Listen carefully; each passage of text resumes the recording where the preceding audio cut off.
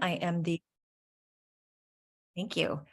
I am the president-elect for the San Diego chapter. I am head of legal and compliance at Lilt, which is a Bay Area startup. We do AI translation services.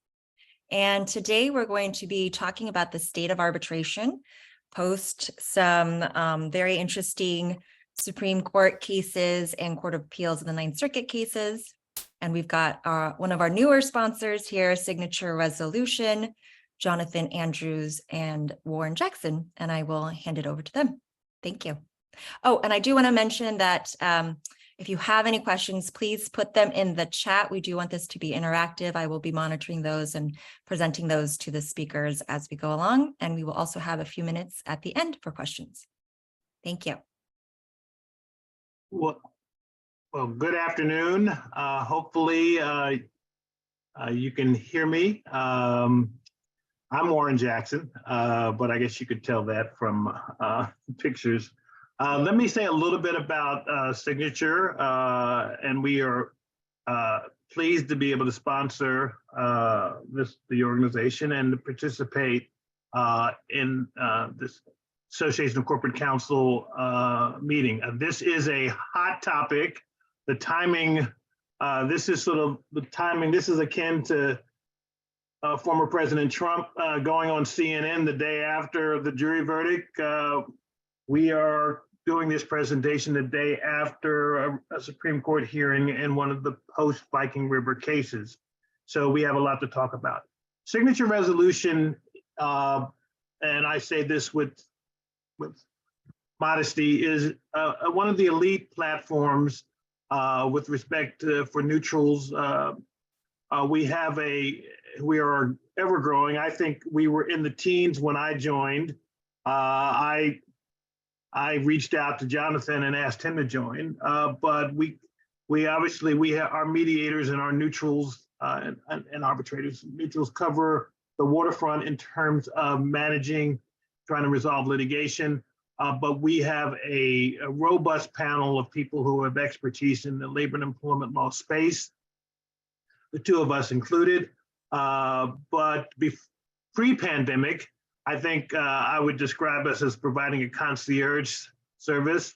During the pandemic and post-pandemic, those of you who mediate a lot, we're doing a lot of stuff by Zoom, but it is still a great firm. We've got office founded in original offices were in LA and Century City. We now have a growing group in San Diego and recently opened in Oakland, California. So you've got no excuse to pick up the phone and reach out to us. And let me, in terms of my background, and then I'll pass it off to Jonathan, who will kick off the first section of our panel. As I said, I'm an employment lawyer after graduating from Harvard Law School in the prior century. I worked at O'Melveny and Myers and then went in-house to what was then Hughes Aircraft Company and evolved into DirecTV and ultimately became a unit of AT&T. I joined Signature Resolution in 2018, I believe, and have been doing this ever since. As I said, my area is, I'm in the labor and employment law space, and that's everything from discrimination, wrongful discharge, wage and hour, collective class stuff, and even traditional labor. So, but my background is all things people related, whether I was a chief ethics officer, I was a chief diversity and inclusion officer. And so I toil in an area in which I love. Enough about me, and I'm hopefully we'll provide some guidance here today. Jonathan, pass the baton.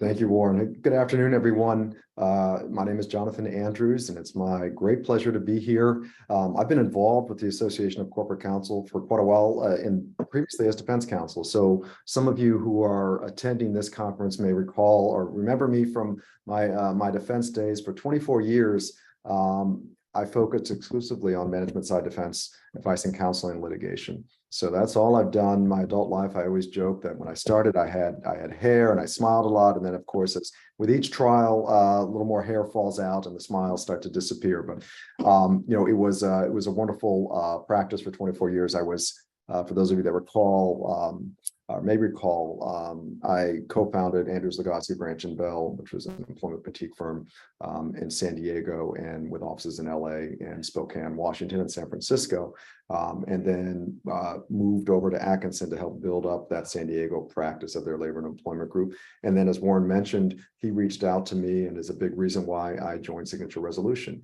And so for the past year, I've been a full-time neutral, focusing exclusively on mediating and arbitrating employment cases, both single plaintiff and wage and hour matters as well. So this is, as Warren mentioned, I have a feeling that those of you that are attending this have probably sat in about 25 or so webinars or in-person presentations that had the title Viking River in them.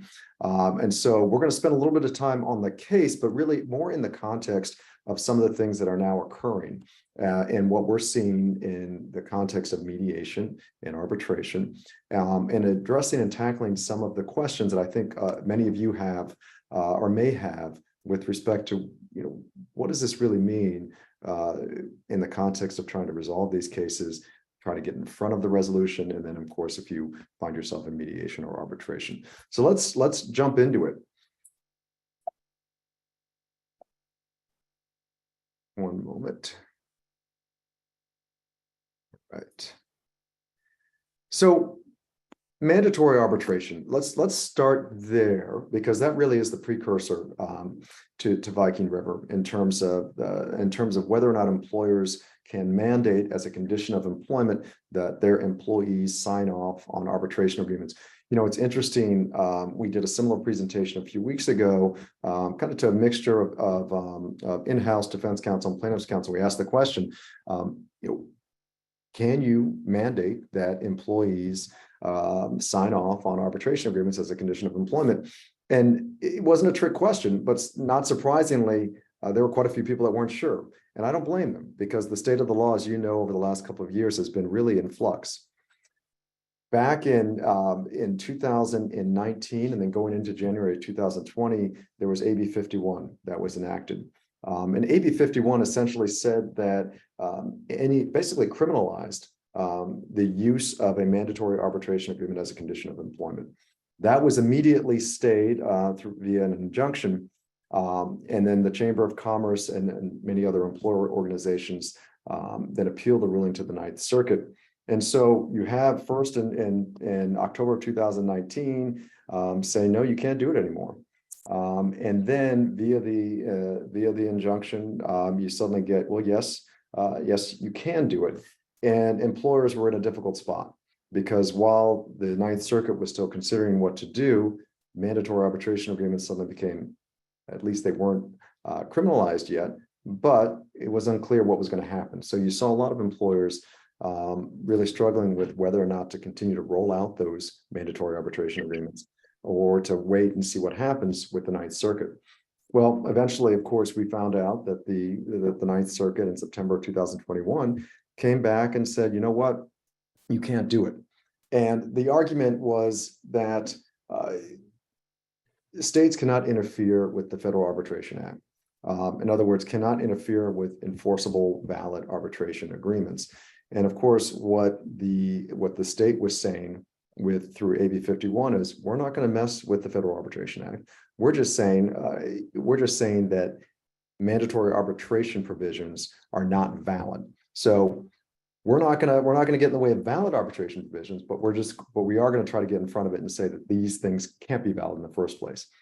And so suddenly we saw the situation where you can do it. So for those employers that said, you know what, until we're told otherwise, we're going to continue to roll these out. Suddenly you had this issue where the Ninth Circuit comes back and says, no, you can't do it. And there was questions of, how does this go back retroactively? Well, immediately, of course, that was appealed and there was a rehearing. And while that was occurring, we had the Viking River case that was now pending before the U.S. Supreme Court. After the Viking River decision came down, the Ninth Circuit then reversed itself yet again, relying in part on the logic of the Supreme Court's holding in Viking River, and said that mandatory arbitration provisions can be used as a condition of employment. And so the current state of the law, as it stands right now, is you can have these provisions as part of your onboarding process with your employees. Now, a couple of quick points on that. One of the questions that often comes up is that the end of it? Are there going to be any other attacks on arbitration? And this is my opinion. I've written about it in the past, and I still think it's going to come to fruition probably in the next year or two. But I don't think this is the end of attacks on arbitration, at least in the employment context. I think that what you're likely going to see is more of a focus on the procedural or substantive unconscionability elements of arbitration agreements. They are contracts of adhesion, as the courts say, but the courts have said, look, we have those all the time in these employment settings, and it's still a contract between two parties. But I do think that there are arguments that could be made if an arbitration agreement is rolled out in such a way where it really is unclear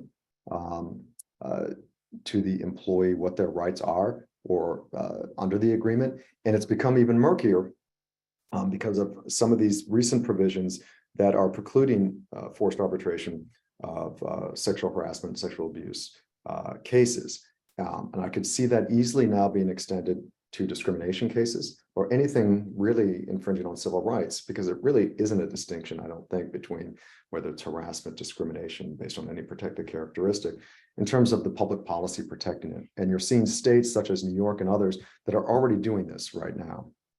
Now, because of the uncertainty of arbitration and whether or not to actually go forward and compel a plaintiff to arbitration, there were some significant decisions that came out last year with respect to delay.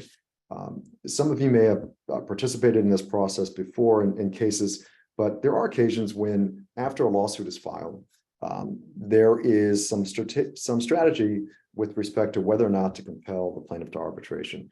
And so sometimes employers say, you know what, we want to try to see if we can resolve the case first. Let's schedule the mediation. Let's take some preliminary discovery. And then if we can't reach any type of reasonable resolution, we're going to file our petition to compel.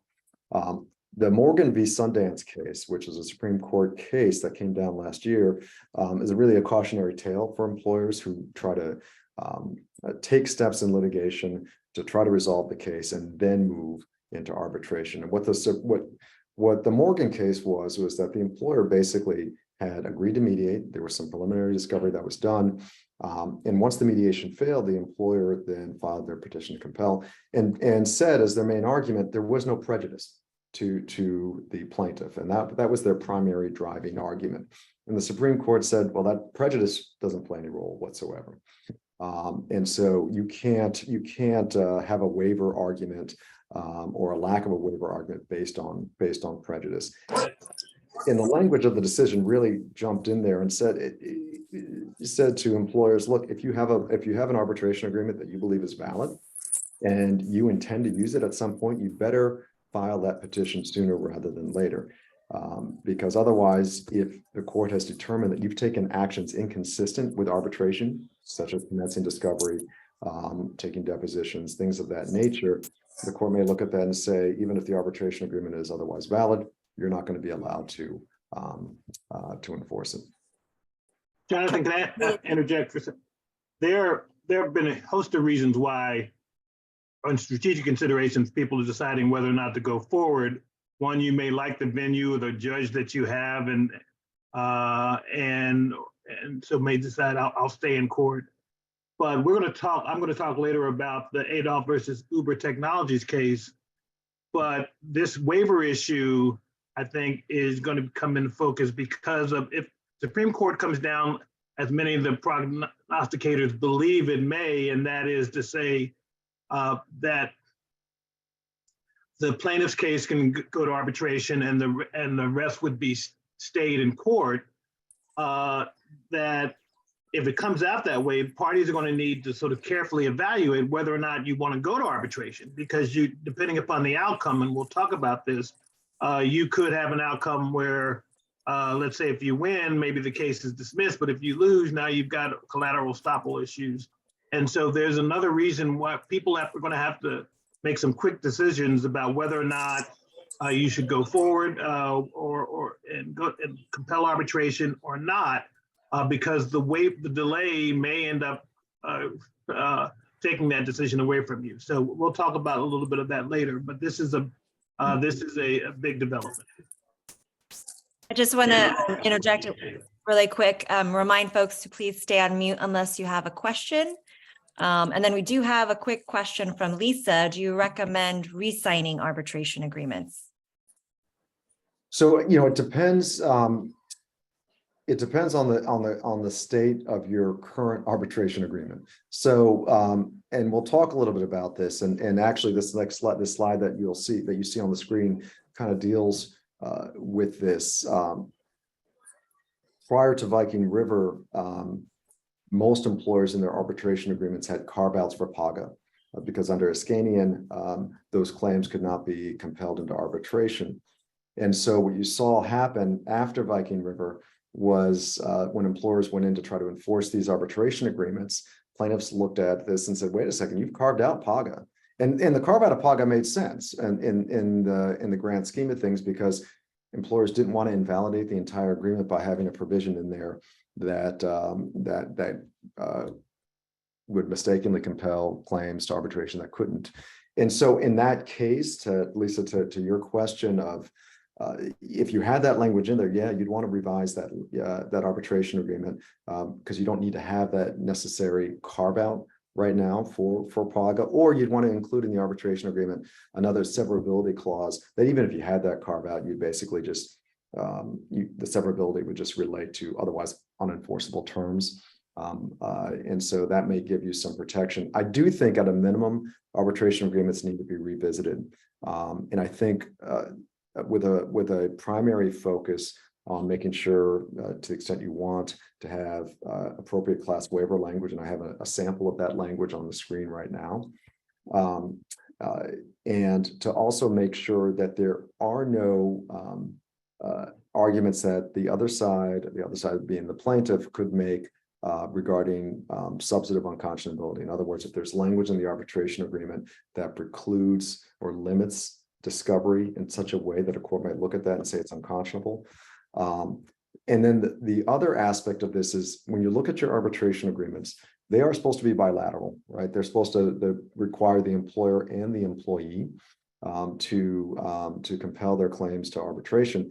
And to Warren's point, and he'll discuss this more with Uber, there's a lot of reasons why, if Uber goes down the way most of us think it will, there's a lot of reasons why you may not want to enforce an arbitration agreement with respect to a PAGA claim, because of the possibility of being in two forms, the individual claim being in arbitration, the non-individual claims being in state court.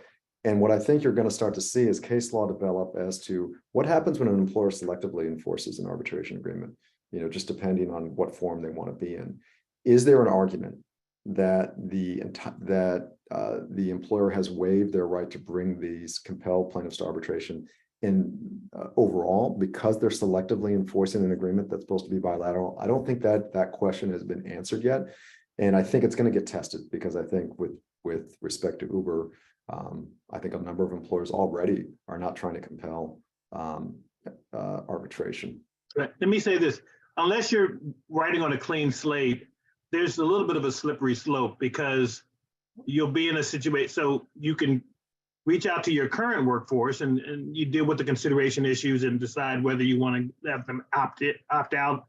But assuming you just make it purely mandatory, you're still going to have situations where you've got former employees who may have the old agreement, former employees who may not be subject to any agreement. So it's difficult to get full coverage and to sort of feel like you've got everybody in the tent. But good is not, should not be the enemy of perfection. So if you think that it makes sense to go for it, go for it. But it's not going to be foolproof. And you know where this kind of along these same lines, we have up on the screen the slide of regarding ending forced arbitration of sexual assault and sexual harassment Act of 2021. For most of you that may recall that was signed into legislation last year and essentially said that even if you have an arbitration agreement that's otherwise valid, that would include sexual harassment as a claim that could be compelled to arbitration. If that claim arises on or after March 3rd of last year, then you cannot force arbitration of those claims. The employee has the discretion to choose the form that he or she want to be in with respect to that. And so again, we talked about kind of form splitting. One of the things that we have seen is that a number of plaintiffs' lawyers will then file claims that may have sexual harassment as one of the claims, but also other claims: discrimination, wrongful termination under Labor Code Section 1102.5, intentional infliction of emotional distress, some of these other derivative claims. And so the question then becomes, well, if the employee elects to have that sexual harassment claim in state court, do the other claims then proceed in arbitration? Does the employer still try to compel that? And so that has still been one of the challenges. Now, there was a case recently that came out in New York that basically said that those claims can be kept together, that they didn't need to be separated in these two forms. But I have a feeling that really, given California's view towards mandatory arbitration, I think right now it'd be interesting to see. I think courts would be more inclined to say, look, employer, if you're going to still try to push this arbitration of these claims, you can't do sexual harassment or derivative claim related to that harassment. But if you're going to be in two forms, fine, be in two forms. But I don't think that benefits the employer to do so. And so I think the practical impact is that you're going to see more of these claims, even if you have an otherwise valid agreement. If it has anything to deal with sexual assault or sexual harassment, the entire case being in state court.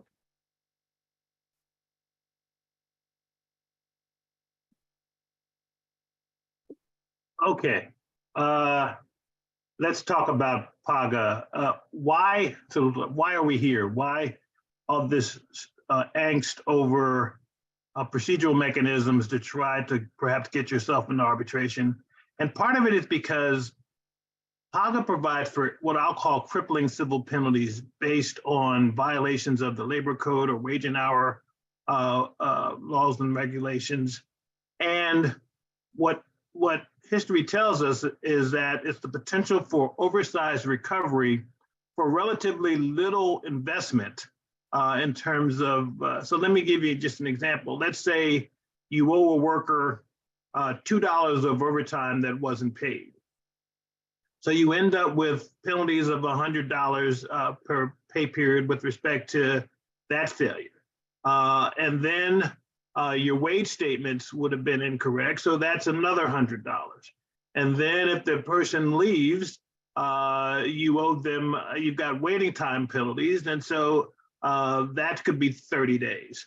And then you've got 203 penalties on top of that. So you could end up for the $2 that you owed in overtime with thousands of dollars of potential liability over a period of time.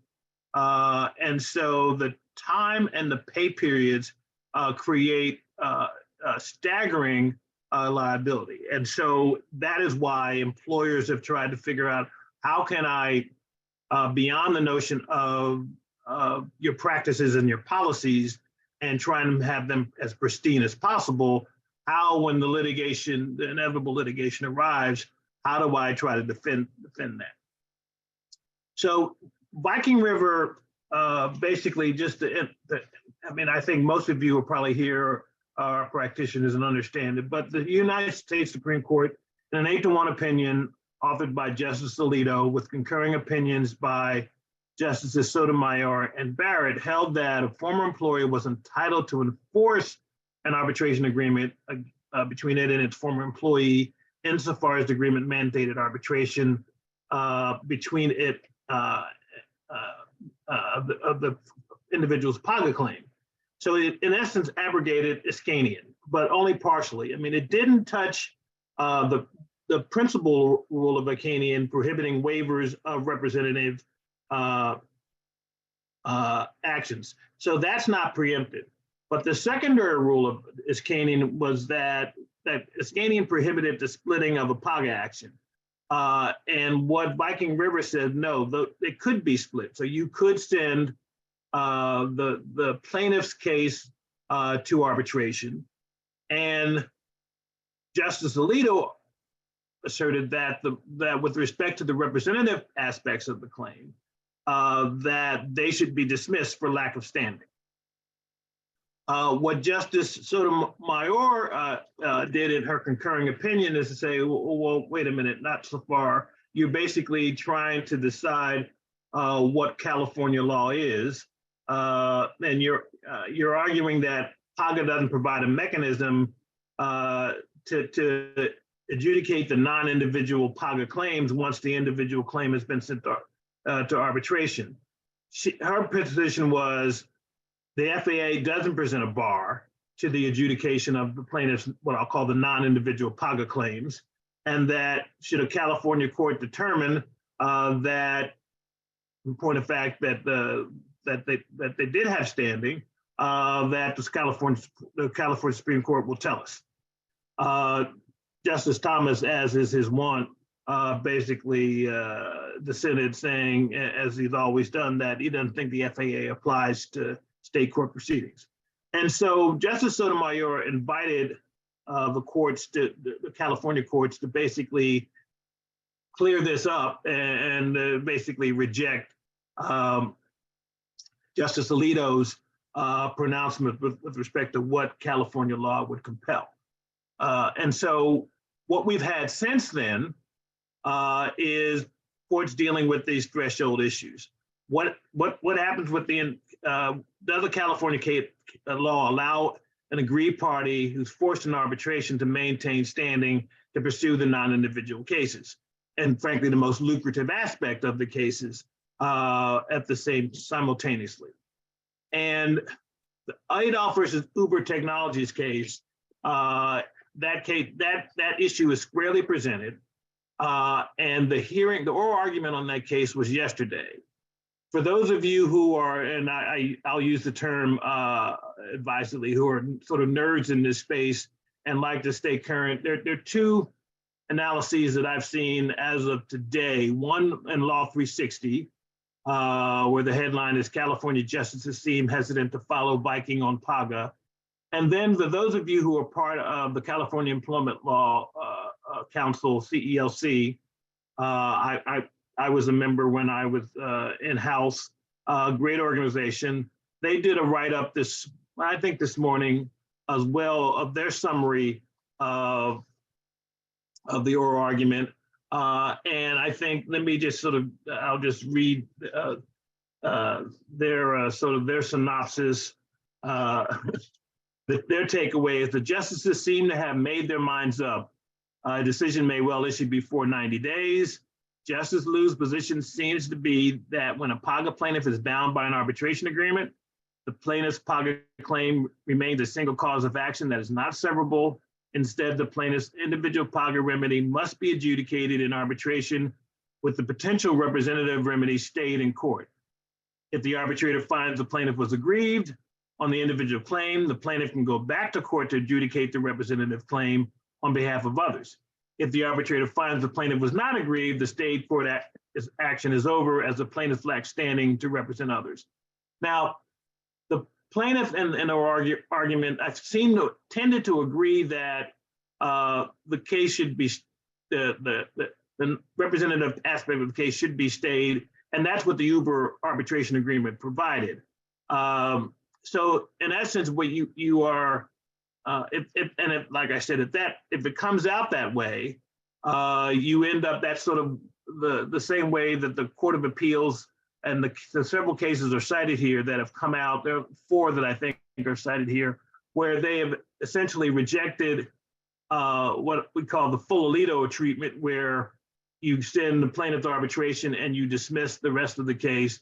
Those cases have basically said, no, we're going to stay the non-representative actions and allow them to sit there pending what goes on in the arbitration. And so now you are in a situation where you are arbitrating the PAGA case with respect to the plaintiff and looking out for the outcome. Now, most of these cases do get resolved in mediation. I guess that's a public service announcement.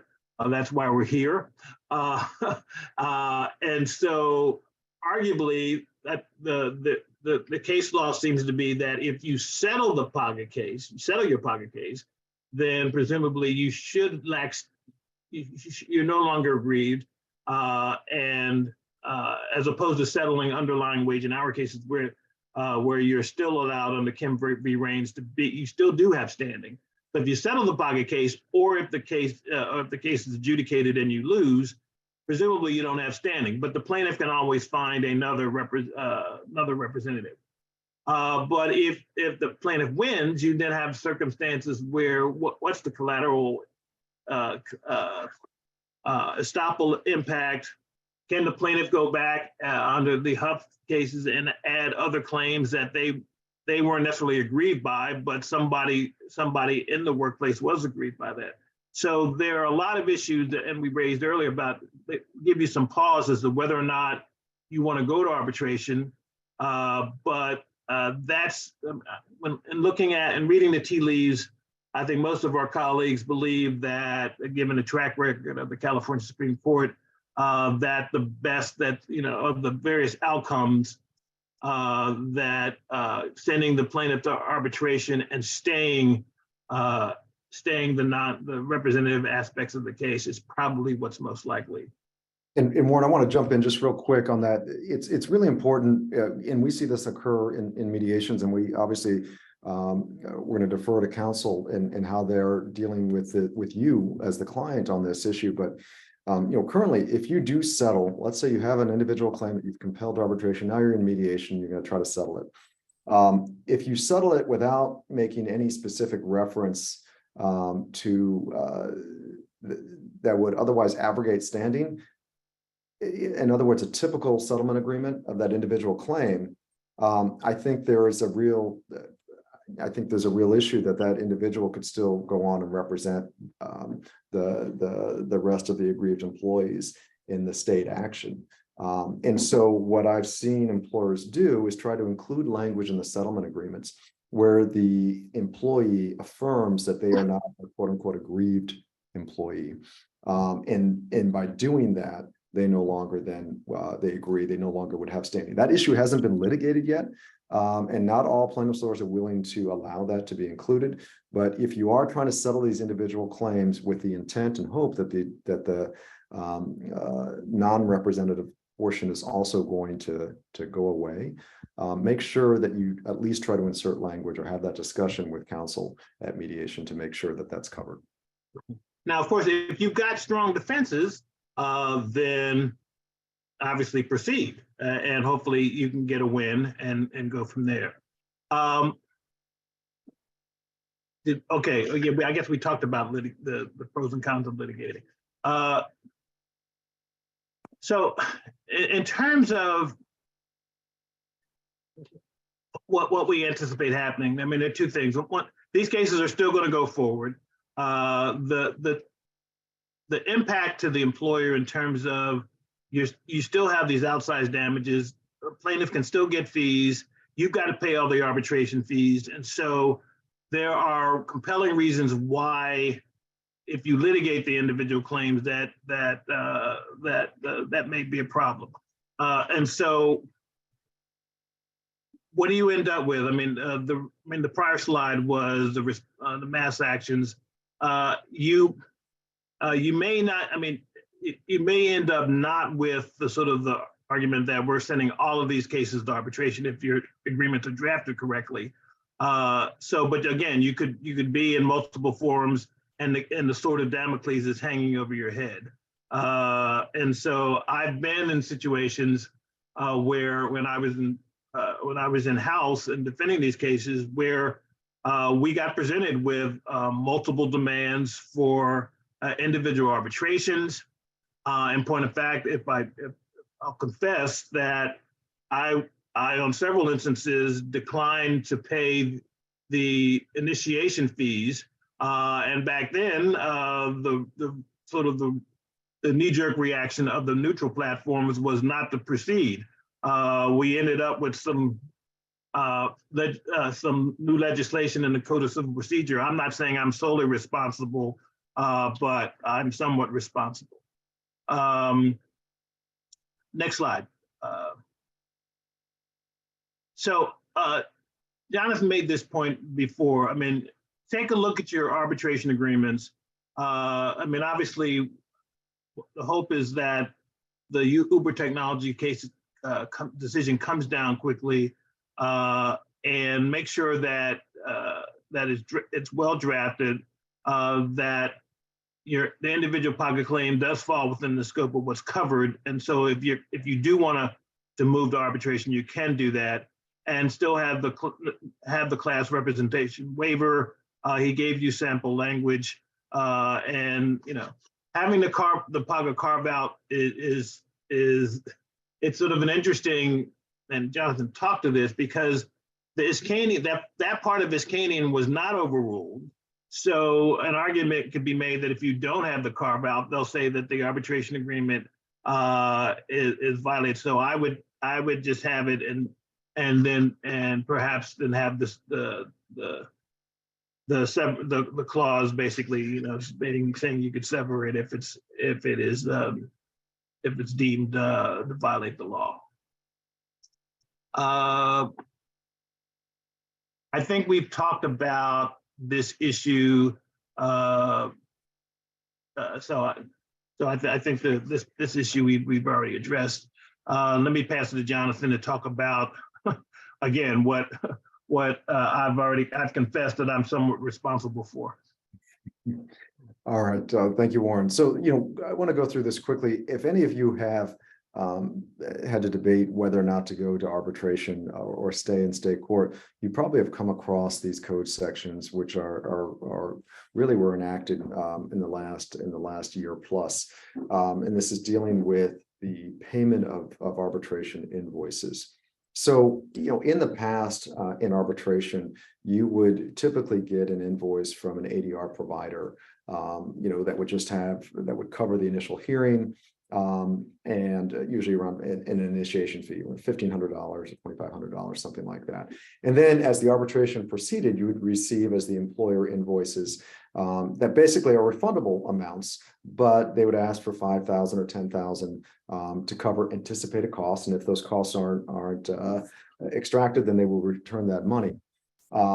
But there was no specific language, at least statutorily, about how quickly an employer was supposed to pay. The invoice would always, of course, say pay within 30 days. But what started to happen is that the plaintiffs' bar became upset because arbitration to them seemed to be on the same kind of slow track as being in state court, because employers, they argued, were not paying their invoices in a timely fashion, which would then stop the process and procedure, and thereby really no one was getting, the employee certainly wasn't getting the benefit of the agreement of being in arbitration, which is a form they didn't want to be in the first place. So we have this new legislation that basically said that failure to pay fees and costs within 30 days of receipt of the invoice of the due date is a material breach of the arbitration agreement, and the plaintiff can then take that case out of arbitration and move that back into state court and get their fees and costs associated with having to do so. And when this initially came up, what would happen then is ADR providers, because now you're not allowed to necessarily stage invoicing, would, after the arbitration setting conference, and you'd find out how many days the parties agreed to arbitrate, would then send out invoices that would cover the entirety of that arbitration. So you may get an invoice at the start of arbitration that might be $50,000 or $60,000. And if it's refundable, but it's still a lot of money to put out there. And some employers balked at that and said, we're not going to do that yet. And so they didn't pay it timely, and courts have said, well, look, we don't have discretion. It's mandatory. If you don't pay this, it's going to go back into to state court. And so it really has caused a number of issues. Plaintiffs, attorneys are always asking, and now, and providers are doing this. They're asking to be included in all invoices that go to the employer so that they can monitor whether or not the employer doesn't pay it on time. And just as a practice pointer for those of you that have EPL, employment practices liability coverage, where this has come up a number of times, is a lot of carriers do not pay monthly. They pay quarterly. And so even though you as the employer may receive the invoice, called kind of a shadow invoice, when it goes to the law firm's accounting department won't necessarily issue it out for payment for 90 days. And that's not an excuse. And that's been used as an excuse by a number of employers that said, look, it came in, sent it to accounting, it got paid within its normal course. And the courts have said it's got to be paid within 30 days. So to the extent that you have any claims that have an element of insurance involved, you want to make sure with defense counsel that they are still getting that payment out, whether it's under your self-insured retention or whether the carrier is paying it directly. Jonathan, a couple practice points. One, with respect, if you're talking about individual cases and the risk that you'll just get a wave of individual demands, what you may need to do is talk to plaintiff's counsel and decide, let's take some bellwether cases. And as opposed to, because ultimately, as a strategy, they may say, all right, here's 100 of these or 500 of these. Well, frankly, the tribunals don't have the ability to handle that many cases, because you still have to go through the issues of do they qualify as an arbitrator, in the sense of are there conflict issues, and they don't necessarily want to do it on that basis, because some people get picked, that you win some, you lose some, and they end up being in arbitration in 100 cases. They don't, that takes away the efficiency. So maybe doing some bellwether cases is the way to go. With respect to the issue that Jonathan just talked about, what you may want to do is at the early stages, work with the platform, hopefully, to say you're not going to get an invoice that's covering the entirety of going through a hearing, but rather the stage is, okay, you do it in tranches. Perhaps the initial conferences, discovery, and then you time out so the payment with respect to the hearing date is closer to the hearing date. Arguing that you may want to file motions for summary judgment, et cetera, et cetera. So staging it makes more sense, and so you may need to work with the tribunals and figure out what's their practice.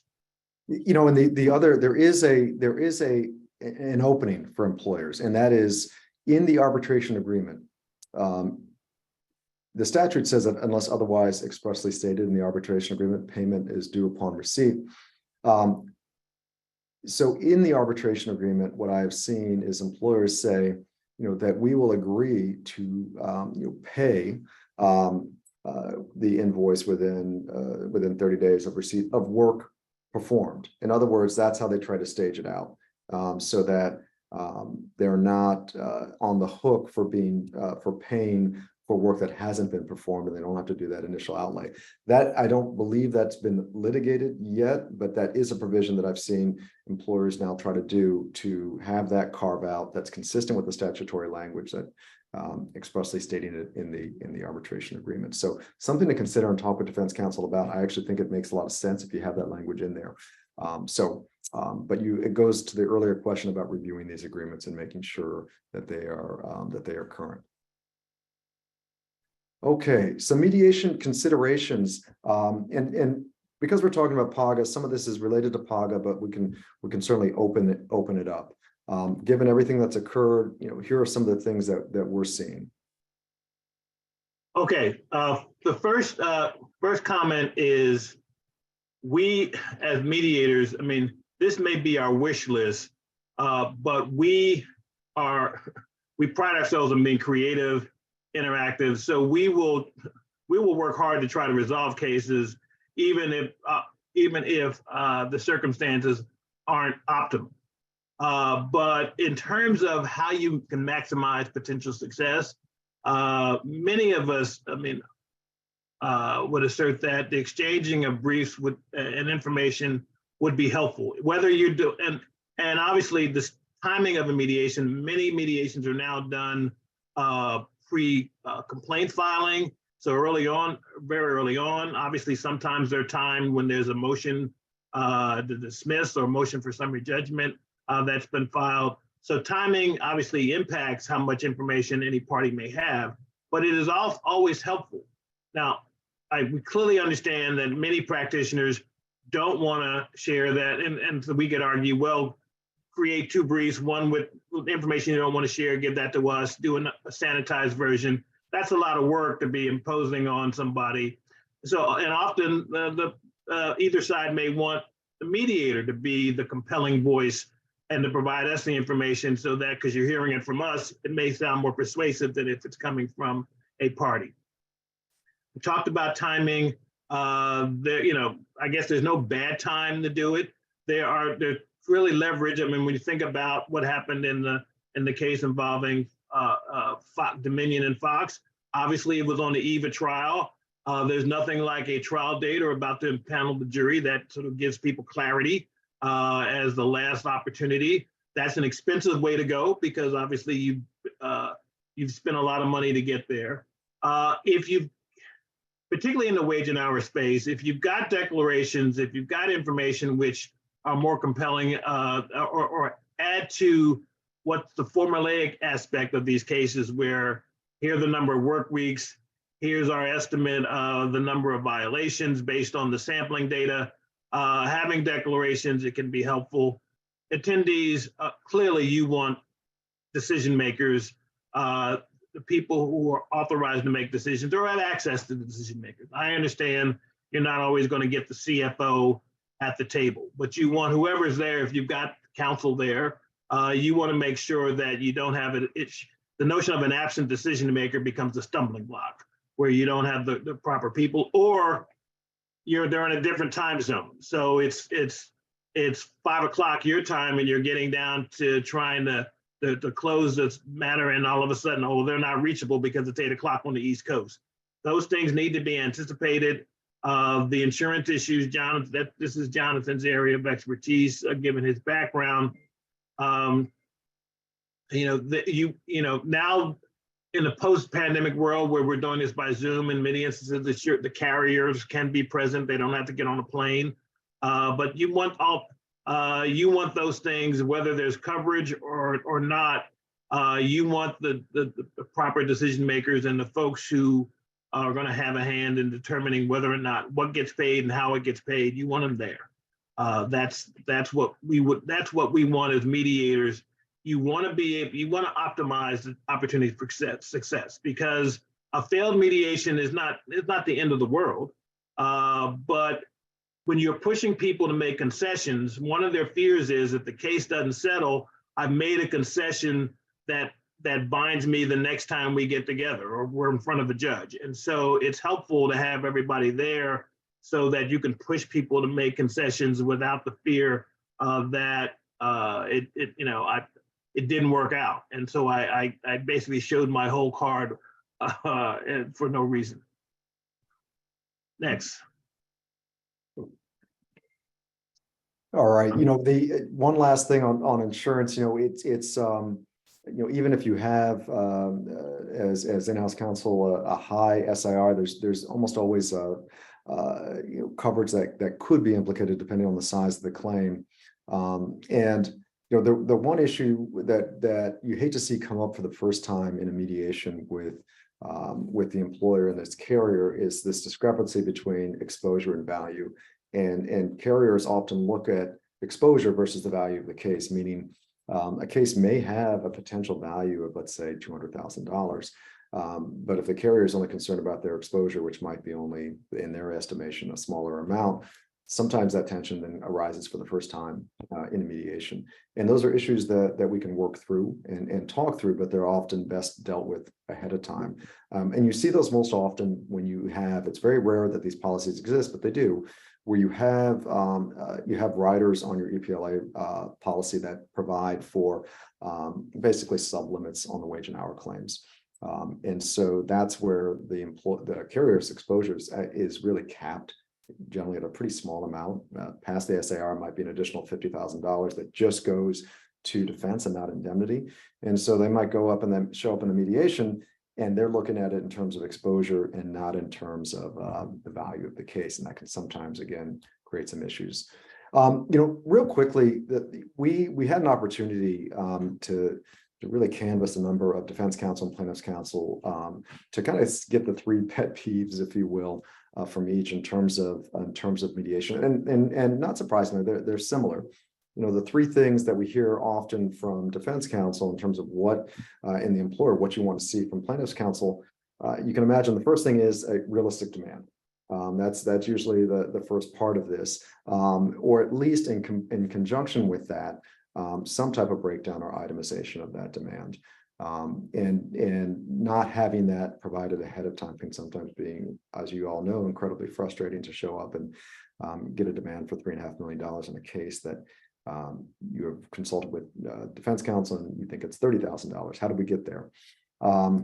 So we try to, as mediators, really work with plaintiffs counsel before the mediation to try to get a sense as to what that demand may be, and to try to be able to get information that may be useful for the employer, at least in terms of understanding, not agreeing with it, but at least understanding where that number is coming from so that we can try to hit the ground running at the mediation. The other big component that we see from defense counsel is they want plaintiff participation in the process. With virtual mediations now occurring, at least initially, there were sometimes where plaintiffs wouldn't show up, or where plaintiffs counsel would represent that the plaintiff is showing up, but they just have their camera off. And when that happens, that can be understandably upsetting for the employer who says, look, I have 4 or 5 people here who are here to try to resolve the case. The least the plaintiff can do is show his or her face and participate actively in the process. So to address that concern, we always make sure that we identify for each side who is going to be in that room, who is there. And if someone isn't there that the other side believes should be there, well, let's have a discussion about how to get that person more involved. And similarly speaking, with plaintiffs counsel, it's the exchange of information. It's the we often see mediation briefs more frequently shared by plaintiffs counsel than defense counsel. And it's often most useful to have that be, again, bilateral. You can have a separate brief that is only for the mediator, that has maybe pertinent information, maybe it's social media research that you've done with the plaintiff that you don't want to initially throw out there because you don't want to antagonize the other side, or you want to kind of layer your negotiation. But in terms of the actual legal theories, they oftentimes everyone's on the same page with respect to the claims and the issues and the causes of action. And so plaintiffs counsel sometimes goes into the process frustrated if they've shared their brief and defense counsel hasn't shared theirs. The other similar to defense counsel's concern is the level of participation. So one of the first questions that plaintiffs counsel will ask us is, who's in the other room? Who has the authority? Is it someone who is in HR? And do they have the authority to sign off on an agreement? Is there insurance? And I understand oftentimes people don't want to disclose that, but it's a standard form interrogatory question in discovery. It's going to be disclosed. And I don't think, frankly, it has any real relevance on the value of the case. It just affects, again, who we may want to have in the room so that we can ultimately get to a decision that works for everybody. And then the next thing is, and this comes up in the Paga case, and I have it as a separate bullet point as well, and that is just if there's going to be an issue of insolvency or inability to pay. That's where we hear plaintiffs counsel say, look, if that's an issue, if that potentially is going to be an issue, let's talk about that at the outset. And I understand why, and I, as representing employers, I'm sure I made this argument, why employers don't want to necessarily jump to that and start talking about that and putting out the financials, especially if you don't think the case has high value.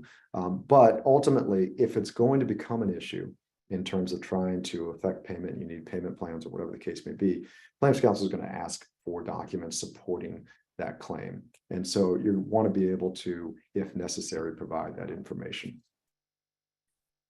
Let me, a couple comments on before you, in terms of realistic demands in the wage and hour space, it is rare that the opening demands are realistic. I mean, they are there's a basis in terms of that the plaintiff can give you charts showing how they did the math. But if you're talking about, you may be talking about work week where it's like $200 a work week or $150 a work week. And that's in particular for small businesses, that relates to the insolvency question, because in all of those cases, that opening demand would probably create an insolvency problem.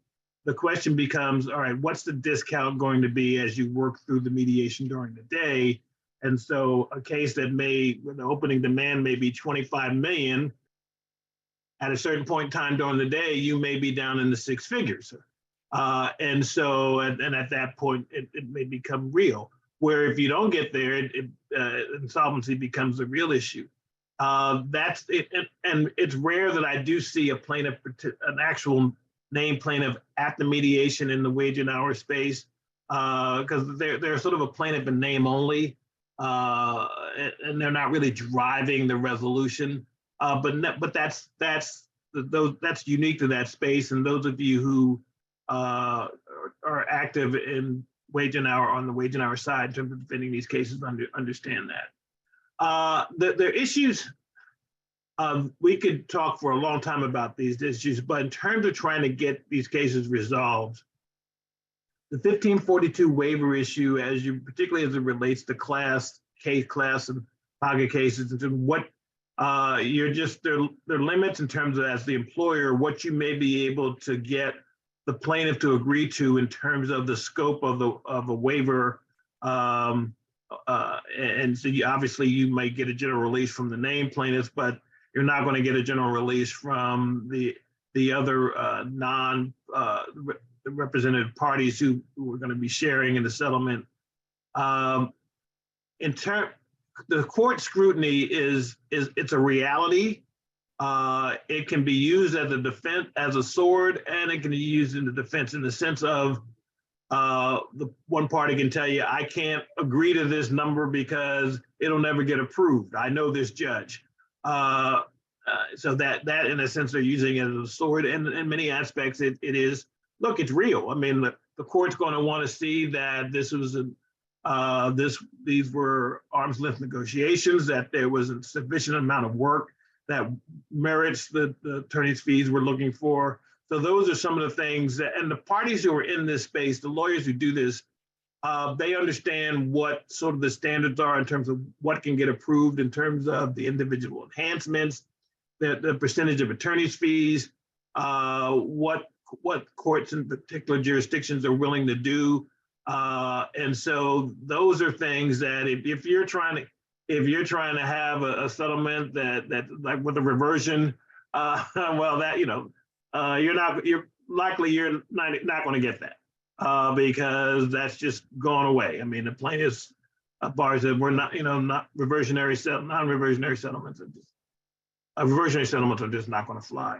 So those are the things, those are in that space, and your mediators who do this over and over again understand what sort of the rules of the road are. That's not to say that you can't be creative and novel in the right circumstance, but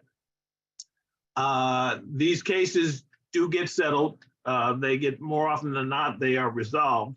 But the issues, the fun issues, the legal issues that are going to be created by Uber technologies and cases like that, because the PAGA is not going away.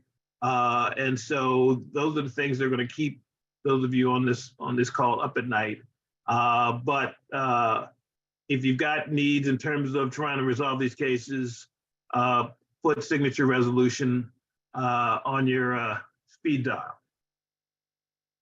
Thank you, Warren. I don't know if we have time. I don't know if we have time for questions or not, but Dana, let us know. I mean, I want to be respectful of everyone's time too, and not keep anyone past one if they don't need to, if they don't want to be here.